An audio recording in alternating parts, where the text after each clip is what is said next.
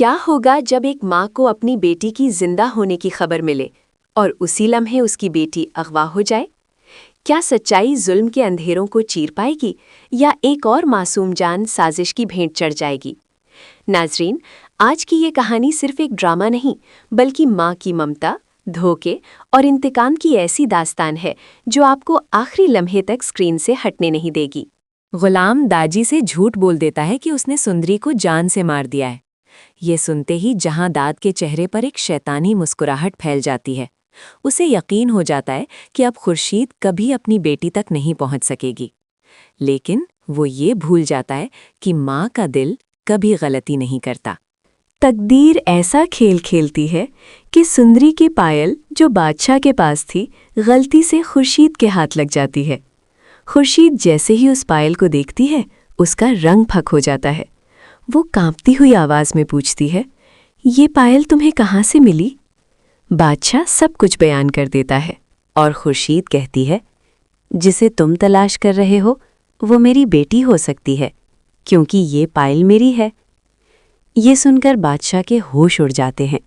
اب وہ ہر قیمت پر سندری کو تلاش کرنے کا فیصلہ کر لیتا ہے۔ بادشاہ غلام کو فون کرتا ہے، پوچھتا ہے کہ وہ واپس کیوں نہیں آیا۔ غلام سچ بتانے ہی والا ہوتا ہے کہ داجی کی وارننگ یاد آ جاتی ہے، اس لڑکی کے بارے میں کسی کو خبر نہیں ہونی چاہیے۔ غلام خاموش ہو جاتا ہے، مگر اچانک بادشاہ اس شخص کا نام پوچھ لیتا ہے جسے غلام نے اپنے ہاتھوں سے دفنایا تھا۔ غلام کہتا ہے، عاشق علی۔ یہ نام سپیکر پر گونجتا ہے اور خورشید کے کانوں تک پہنچ جاتا ہے۔ زمین اس کے قدموں تلے سے نکل جاتی ہے۔ اب اسے یقین ہو جاتا ہے، اس کی بیٹی زندہ ہے۔ خورشید ضد کرتی ہے کہ اسے فوراً غلام کے پاس جانا ہے۔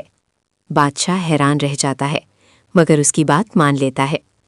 دونوں گاڑی میں بیٹھ کر سندری کے گاؤں کی طرف روانہ ہو جاتے ہیں، لیکن اصل کھیل تو اب شروع ہوتا ہے۔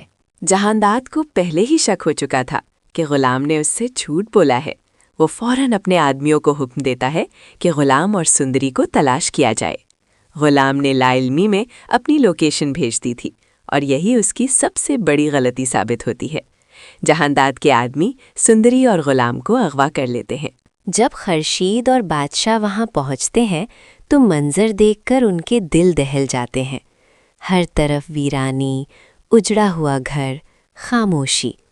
خورشید سمجھ جاتی ہے کہ جہانداد ان سے ایک قدم آگے نکل چکا ہے، اب سندری اس کے قبضے میں ہے۔ کیا خورشید اپنی بیٹی کو جہانداد کی قید سے آزاد کروا پائے گی؟ کیا جہانداد غلام کو جھوٹ کی سزا دے گا؟